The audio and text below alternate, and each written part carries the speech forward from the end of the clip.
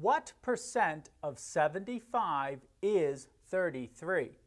Translating this, we're going to say that x is the what percent. Of means to multiply, 75 is the number itself, is becomes equals, and 33 is the number itself. To solve this, what we have is 75x equals 33.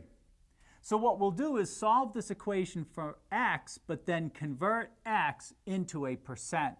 So we divide both sides by 75. 75 divided by 75 is 1. So we have x is equal to 33 divided by 75, and that's equal to 0.44.